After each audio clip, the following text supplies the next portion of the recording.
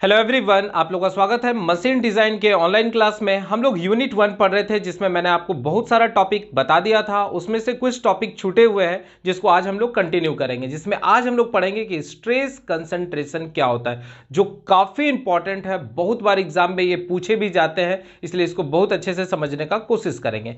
Stress concentration, इसका मतलब कि सारा का सारा स्ट्रेस किसी एक ही जगह आके केंद्रित हो जाए, इसी को हम लोग स्ट्रेस कंसंट्रेशन कहते हैं। इसका मतलब है कि मटेरियल में कहीं ना कहीं अगर उसके शेप में, उसके साइज में या उसके ज्योमेट्रिकल में कोई चेंजिंग करते हैं, तो वहां क्या होता है कि सारा का सारा जब लोड लगाते हैं तो स्ट्रेस किसी एक जगह कंसंट्रेट होता है। तो चलिए इसको फिगर से पहले हम लोग समझते हैं, ध्यान दीजिएगा। देखिए, आपके पास एक मेटल का प्लेट है, ठीक है, और इस पर आप अप्लाइड लोड लगा रहे हैं, हो सकता है टेंसाइल लोड लगाए। तो अगर मान लीजिए कि हम लोग अप्लाइड लोड लगाएंगे P, तो उसके कारण क्या होता है, अगर मान लेते हैं कि ये होल नहीं रहता, तो इसमें जो स्ट्रेस डेवलप होता है वो यूनिफॉर्मली होता है। अगर आप इसका कोई भी क्रॉस सेक्शन लेते, जैसे अगर इसका 3D हम लोग फिगर बनाते तो कुछ इस तरह से फिगर बनता, जिसमें थिकनेस भी हम लोग को दिखता, तो इस तरह से फिगर बनता। तो अगर हम इस पर अप्लाइड फोर्स लगाते और इसके किसी क्रॉस सेक्शन को हम यहां पर काट लेते, ये देखिए इस तरह से क्रॉस सेक्शन को काटते, तो यहां पर क्या होता है, आपको दिखता कि जो स्ट्रेस है उस पूरे क्रॉस सेक्शन में यूनिफॉर्मली डिस्ट्रीब्यूट है, यूनिफॉर्मली। क्योंकि आप देखेंगे तो यहां जब अप्लाइड फोर्स ये लगा रहे हैं तो इसके अगेंस्ट में इस पर रेसिस्टिव फोर्स डेवलप हो जाता है इस डायरेक्शन में, ठीक है, रेसिस्टिव फोर्स डेवलप हो जाता है। अगर ये लोड को कंसीडर करते हैं तो रेसिस्टिव फोर्स इसके अपोजिट होता है। तो यहां से जो स्ट्रेस निकलता है, stress is equal to resistive force बटे एरिया। चूंकि रेसिस्टिव फोर्स पूरी क्रॉस सेक्शन एरिया में यूनिफॉर्म है, पर अगर ये इस बॉडी के अंदर, इस प्लेट के अंदर, अब क्या करते, हो सकता है कि हम किसी होल को बना देते, ठीक है। मान लीजिए इस बॉडी के अंदर जो है हम कोई होल बना देते हैं, तो यहां पर हम इस तरह से एक होल बना दिए, ये देखिए इस तरह से। और अब अगर आप फोर्स लगाएंगे तो आप नोटिस करेंगे, चूंकि यहां मटेरियल नहीं है, तब बस इतने दूर का जो मटेरियल है, ये वाला इतने दूर का मटेरियल और इधर का जो मटेरियल है, इसमें सबसे ज्यादा रेसिस्टिव फोर्स डेवलप होता है। पहले क्या था कि जब होल नहीं था तो यूनिफॉर्मली सब रेसिस्टिव फोर्स डेवलप कराता था, पर जैसे ही हम इस मटेरियल के अंदर होल बनाए तो क्लियर है कि यहां मटेरियल नहीं है, तो रेसिस्टिव करने का क्षमता भी नहीं होगा। तो कहां पर रेसिस्टिव होगा, तो ये जो बचा हुआ पोर्शन है इसी में सबसे ज्यादा रेसिस्टिव फोर्स करने का क्षमता होगा। तो जब हम अप्लाइड फोर्स लगाएंगे तो सारा का सारा जो स्ट्रेस है, जो रेसिस्टिव फोर्स है, वो इस पर्टिकुलर एरिया पर आ जाएगा, इसलिए यहां का स्ट्रेस क्या होगा, ज्यादा हो जाएगा। इसका मतलब वहां के मटेरियल को अपने आप को बटने से बचाने के लिए सबसे ज्यादा रेसिस्टिव फोर्स लगाना पड़ेगा, जिसको आपको यहां पर फिगर में दिखा रहे हैं। मान लीजिए अगर ये टूटता तो कुछ ऐसा टूटता, तो यहां का जो मॉलिक्यूल्स है इसको सबसे ज्यादा रेसिस्टिव फोर्स लगाना पड़ता, फिर इधर के मॉलिक्यूल्स है थोड़ा कम थोड़ा कम थोड़ा कम, तो यहां पर क्या हो गया, स्ट्रेस कंसंट्रेटेड हो गया। इसका मतलब पूरा का पूरा स्ट्रेस का मान एक ही जगह आके लोकलाइज्ड हो गया, एक ही जगह आके कंसंट्रेट हो गया, इसलिए इसको हम लोग स्ट्रेस कंसंट्रेशन कह रहे हैं। बात समझ में आ गया। अब इसको हम लोग एक छोटा से फिगर से भी समझने का कोशिश करते हैं। जैसे मान लीजिए आपके पास कोई पेज है, आप खुद भी कर सकते हैं। मान लीजिए मेरे पास एक छोटा सा पेज हम ले लिए और इस पेज को हम पकड़ के इसको खींच रहे हैं, काफी फोर्स लगा रहे हैं, फिर भी ये नहीं अभी टूट रहा है, क्योंकि हम इतना अप्लाइड फोर्स लगा रहे हैं कि ये इसके इलास्टिक लिमिट तक रहे, इसके लिमिट तक रहे, ठीक है। अब क्या कर रहे हैं, सेम फोर्स हम लगाएंगे, पर इस बार क्या करेंगे, इसके अंदर एक हम होल कर लिए हैं, ठीक है। ये देखिए इस तरह से इस मटेरियल के अंदर हम एक होल कर दिए हैं, ओके। और अब अगर हम फोर्स लगाएंगे तो आप नोटिस करेंगे कि जहां होल बनाए थे पेपर वहीं से फट रहा है। इसलिए फट रहा है क्योंकि यहां पर अब उसमें रेसिस्ट करने का क्षमता कम हो गया। इसका मतलब फटने से पहले जो बचा हुआ मॉलिक्यूल्स है उसको, या जो बचा हुआ मॉलिक्यूल्स है उसमें रेसिस्टिव फोर्स ज्यादा डेवलप हो रहा है, इसलिए उस जगह पर स्ट्रेस ज्यादा हो गया। इसी को हम लोग स्ट्रेस कंसंट्रेशन कह रहे हैं। आई थिंक अब आपको समझ में आ रहा होगा। चलिए अब हम लोग डिफिनीशन पार्ट्स में चलते हैं। कह रहा है stress concentration is defined as the localization of high stresses due to irregularity present in the component। मतलब हो सकता है उसका शेप सिमिलर नहीं हो, यूनिफॉर्म नहीं हो सकता, कहीं चेंज कर रहा हो, कहीं पतला हो, कहीं मोटा हो। Irregularity present in the component and abrupt change in cross section of the component, या हो सकता है एक बैग जो है कहीं पर क्रॉस सेक्शन एरिया चेंज कर गया हो। जैसे यहां पर देखिए, यहां पर यूनिफॉर्म आपको दिख रहा है, पर यहां पर थोड़ी देर में ही तुरंत ये पतला हो गया, तो यहां पर क्या हो गया, क्रॉस सेक्शनल एरिया तुरंत चेंज हो गया। यहां पर हो सकता है इरेगुलरिटी रहे, देखिए यहां तक ठीक जा रहा है, इधर से होल बना हुआ है, यहां पर देखिए यहां तक ठीक जा रहा था, पर यहां फिर होल हो गया। तो कहीं ना कहीं इरेगुलरिटी प्रेजेंट है, एब्रप्ट चेंजिंग आ रहा है एरिया में, तो वहां स्ट्रेस भी क्या होता है, चेंज होता है। तो अगर सारा का सारा जो रेसिस्टिव फोर्स है या जो स्ट्रेस है अगर किसी पर्टिकुलर एरिया में आके रह जाए, तो उसी को हम लोग यहां पर स्ट्रेस कंसंट्रेशन कहते हैं। चलिए नेक्स्ट क्या कह रहा है, इरेगुलरिटीज में B whole, groove, कीवे, scratch, fillets, नोच, स्क्रू थ्रेड एक्सेट्रा। क्या कह रहा है कि मटेरियल के अंदर इरेगुलरिटीज क्या हो सकता है। जैसे यहां पर देखिए, ये पहले क्या था, पूरा यूनिफॉर्म था, कहीं भी क्रॉस सेक्शन इसका काटते तो आपको यूनिफॉर्म मिलता। पर अगर हम यहां पर होल कर दिए, ये देखिए इस तरह से होल कर दिए, तो क्लियर हो गया कि यहां पर अब क्रॉस सेक्शन सेम नहीं है, इरेगुलरिटीज आ गया। तो इरेगुलरिटी किसके कारण हो सकता है, तो हो सकता है मटेरियल के अंदर, कंपोनेंट के अंदर कोई होल हो। अब होल जरूरी नहीं कि आप बनाते हैं, होल इसलिए बनाता है, हो सकता है वहां नट कसना हो, वहां आपको जो है स्क्रू कसना हो, इसलिए होल बनाते हैं। ठीक है, दूसरा हो सकता है ग्रूविंग किया हुआ, बहुत सारे जगह में क्या करते हैं, गड्ढा बना देते हैं, जैसे पुल्ली उल्ली का अरेंजमेंट करेंगे तो वहां ग्रूविंग किया हुआ रहता है। ठीक है, तो ग्रूविंग किया हो, कीवे बना देंगे, जैसे यहां साफ्ट देख रहे हैं, तो इस साफ्ट में आप नोटिस कर रहे हैं कि यहां हम लोग क्या किए, कीवे बना दिए। या जब आप नकल क्वार्टर पढ़ रहे थे तो उसमें भी आप देखे थे कि उस क्वार्टर जॉइंट के अंदर या नकल जॉइंट के अंदर आप देखे थे कि स्पाइगोट था या सिंगल आई था, उसमें भी हम लोग क्या करते थे, की के लिए जो क्वार्टर डालते थे उसके लिए भी हम लोग क्या करते थे, यहां पर कीवे बना देते थे। तो जब हम टेंसाइल फोर्स लगाएंगे तो अगर टूटता भी था तो उसी जगह से टूटता था, क्यों, क्योंकि वहां मटेरियल का संख्या कम होता था। तो कह रहे हैं कि इरेगुलरिटी हम कैसे पता चलेंगे, या इरेगुलरिटी हमको कैसे पता चलेगा कि मटेरियल के अंदर या कंपोनेंट के अंदर कहां दिखेगा, तो अगर होल होगा, ग्रुप बना हुआ रहेगा, गड्ढा बना हुआ रहेगा, की को रास्ता देने के लिए, की को जो स्लॉट देते हैं उसको कीवे कहते हैं, कीवे होगा। स्क्रैचिंग हो सकता है, मटेरियल के अंदर कहीं स्क्रैचिंग हो चुका होगा। फिलेट, यहां पर देखिए फिलेट का मतलब हो गया कि यहां क्रॉस सेक्शन आपको दिख रहा है और यहां से तुरंत जो है ये क्रॉस सेक्शन इसका चेंज किया है, तो ये जो पोर्शन है ये इसका फिलेट हो गया। बात समझ में आ रहा है। फिर नोच किया हुआ है, देखिए यहां पर ये प्लेट है और यहां पर हम लोग नोचिंग कर दिए, तो इसको नोच कह रहे हैं। हो सकता है नोचिंग का फॉर्मेशन हो गया होगा। स्क्रू थ्रेडेड, हो सकता है कि हम लोग जो ये देखिए ये रॉड है और इसमें हम लोग क्या कर रहे हैं, थ्रेड बना रहे हैं। तो यहां से अब जब थ्रेड बनाएंगे तो इस तरह से मटेरियल को यहां से कट करके निकालेंगे, ये देखिए इस तरह से मटेरियल को आप कट करके निकालेंगे। तो जब मटेरियल कट करके निकलेगा तो वहां पर क्या होगा, उसमें जो स्ट्रेस लेने का क्षमता होगा, जो रेसिस्ट करने का क्षमता होगा वो कम हो जाएगा। जैसे यहां पर आप देख पा रहे होंगे कि जब हम स्क्रू बना रहे हैं, ये देखिए जब हम स्क्रू बना रहे हैं तो यहां से मटेरियल क्या होगा, रिमूव हो रहा है ना। यहां से ये आपका जो है स्क्रू सेक्शन हो गया, तो यहां से मटेरियल आपका क्या होगा, रिमूव होगा। तो मटेरियल रिमूव होगा तो उसमें स्ट्रेस लेने का क्षमता क्या होगा, कम होगा। इसका मतलब इस जगह पर स्ट्रेस कंसंट्रेशन बढ़ जाएगा। बात समझ में आ रहा है। तो क्या कह रहा है, इरेगुलरिटी में B whole, groove, कीवे, scratch, fillet, नोच, स्क्रू थ्रेडेड एक्सेट्रा। इसको याद रखिएगा क्योंकि स्ट्रेस कंसंट्रेशन इसी के लिए होता है। अब ऑब्जेक्टिव में डायरेक्ट क्वेश्चन आ सकता है कि स्ट्रेस कंसंट्रेशन क्यों होता है, तो ये बात याद रखेंगे। आगे कह रहा है इट इज ए, और भी डिफिनेशन है, देखिए आपको एक डिफिनेशन यहां बता दिया हूं, 2-3 डिफिनेशन और लिखा दे रहे हैं, आपको जो आसान लगेगा आप उसी को लिखेंगे। ठीक है, तो कह रहा है इट इज ए रीजन, मतलब स्ट्रेस कंसंट्रेशन क्या हो रहा है, तो ये एक ऐसा जगह है, कहां पर, मटेरियल के अंदर, within a material where stress is concentrated, मतलब पूरा का पूरा स्ट्रेस एक ही जगह आके जहां केंद्रित हो जाए उसी को हम लोग स्ट्रेस कंसंट्रेशन कहते हैं।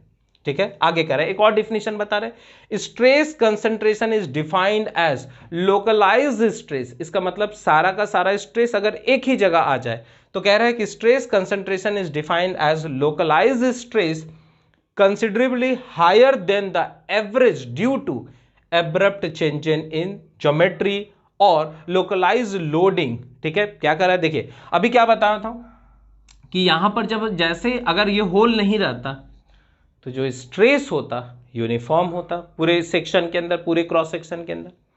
पर जैसे ही हम यहां पर होल किए तो आप नोटिस करेंगे कि यहां पर जो स्ट्रेस लेने का क्षमता होगा वो मैक्सिमम होगा, यहां पर क्या होगा, एवरेज होगा, यहां पर क्या है, मैक्सिमम है।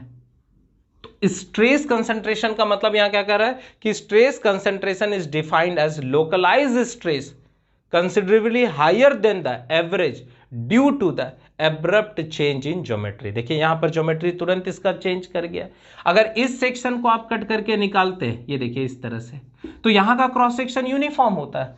पर अगर इस सेक्शन को आप यहां से कट करके निकालिएगा तो यहां का क्रॉस सेक्शन डिफरेंट होगा। इसका मतलब वहां पर एक बैक चेंजिंग आ रहा है। ठीक है, आगे कह रहा है it is also called as stress riser. इसको हम लोग स्ट्रेस राइजर के नाम से भी जानते हैं। ये भी ऑब्जेक्टिव का बहुत इंपॉर्टेंट है कि स्ट्रेस राइजर किसको कहते हैं, तो यहां पर स्ट्रेस कंसंट्रेशन को कहते हैं। कोई दिक्कत नहीं, डिफिनीशन याद रखिएगा, 100% इसका आने का चांसेस है थ्योरेटिकल क्वेश्चन में, शॉर्ट आंसर में। ठीक है, अब काउजेस ऑफ स्ट्रेस कंसंट्रेशन, ये बहुत इंपॉर्टेंट है। क्यों होता है स्ट्रेस कंसंट्रेशन किसी मटेरियल के अंदर, किसी कंपोनेंट के अंदर, तो कहता है शार्प कॉर्नर आप बनाए हैं, जैसे यहां पर शार्प कॉर्नर आप बना दिए, हो सकता है कि आप इस तरह से कॉर्नर बनाए हैं, तो आप शार्प कॉर्नर मत बनाइए, आप इसको थोड़ा सा कर्व कर दीजिए। तो आगे पढ़ेंगे उसको कि कैसे हम लोग स्ट्रेस कंसंट्रेशन का रिमेडीज कर सकते हैं, हटा सकते हैं। तो पहला क्या है, शार्प कॉर्नर के कारण हो सकता है। ज्योमेट्रिकल डिसकंटिन्यूटीज, हो सकता है उसका ज्योमेट्रिकल जो है यूनिफॉर्म ना हो, कहीं कहीं डिसकंटिन्यू, कहीं ज्यादा हो कहीं कम हो, कहीं ज्यादा हो कहीं कम हो, तो इसके कारण भी होता है। यहां भी आप नोटिस करेंगे जब ये टूटेगा, इसका मतलब स्ट्रेस कंसंट्रेशन, यहां पर स्ट्रेस का मान क्या होगा, बहुत ज्यादा हो जाएगा। फिर क्रैक हो, होल हो इन द मेंबर, इसके कारण भी स्ट्रेस कंसंट्रेशन होता है। Abrupt changing in cross section, इसका जो है एक बैक चेंजिंग आ गया, देखिए यहां से और यहां पर एक बैक चेंजिंग आया। तो अगर ये मटेरियल टूटेगा तो इसी एरिया में टूटेगा, क्योंकि यहां पर एक बैक जो है एरिया ऑफ क्रॉस सेक्शन में चेंजिंग आता है। पुअर सरफेस फिनिश, अच्छा सरफेस फिनिश नहीं है, इसके कारण भी क्या है, स्ट्रेस कंसंट्रेशन डेवलप हो जाता है। हो सकता है कहीं कहीं मटेरियल में रफनेस हो, स्मूथ नहीं हो, रफनेस हो, तो रफनेस के कारण भी क्या होता है, मटेरियल बहुत सारा रिमूव होता है, उसके कारण भी स्ट्रेस कंसंट्रेशन होता है। फिर लोड एप्लीकेशन, लोड के अप्लाई के कारण भी स्ट्रेस कंसंट्रेशन होता है। तो आई होप आपको स्ट्रेस कंसंट्रेशन थोड़ा बहुत समझ में आ चुका होगा। इसको नोट डाउन करेंगे और अब हम लोग पढ़ेंगे कि क्या क्या उपाय कर सकते हैं कि स्ट्रेस कंसंट्रेशन को मिनिमाइज कर दे या हटा दे। ठीक है, चलिए तब तक आप फटाफट इसको नोट डाउन करेंगे। ओके,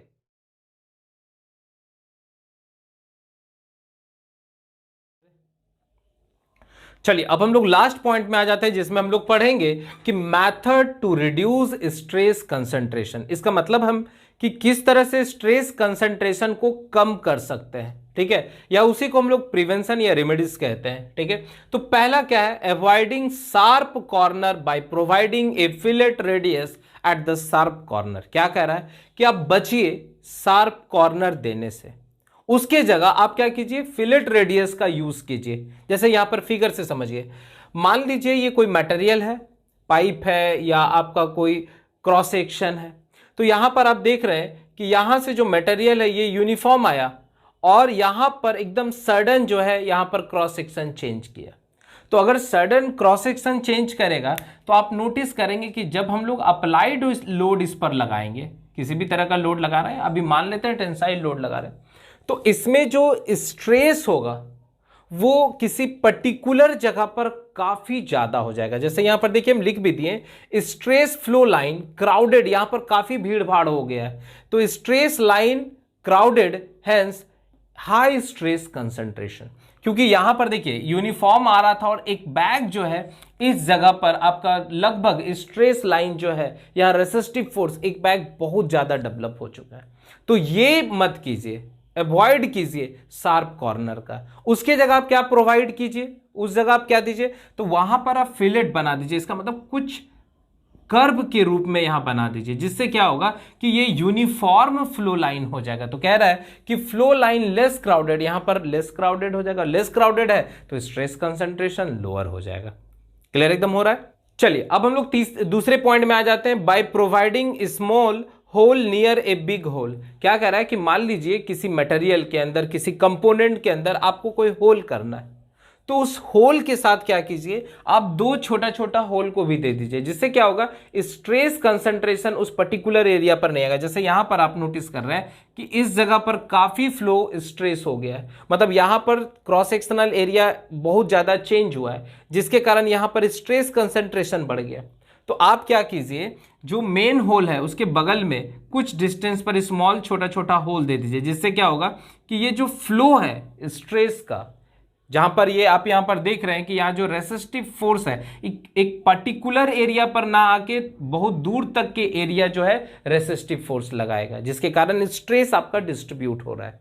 तो क्या कह रहा है कि by providing small hole near a big hole, मतलब जो बड़े आप होल बना रहे हैं उसके जस्ट बगल में क्या कीजिए, आप दो स्मॉल होल दे दीजिए। उससे आप फिगर में आप देख रहे होंगे कि यहां पूरे पर्टिकुलर एरिया में सारा का सारा स्ट्रेस कंसंट्रेटेड हो गया, पर यहां क्या आ गया, थोड़ा सा एक पर्टिकुलर एरिया में ना रह के यहीं से देखिए स्ट्रेस बढ़ने लगा, जिससे कि यहां के मटेरियल को ज्यादा रेसिस्टिव फोर्स डेवलप नहीं करना पड़ रहा है।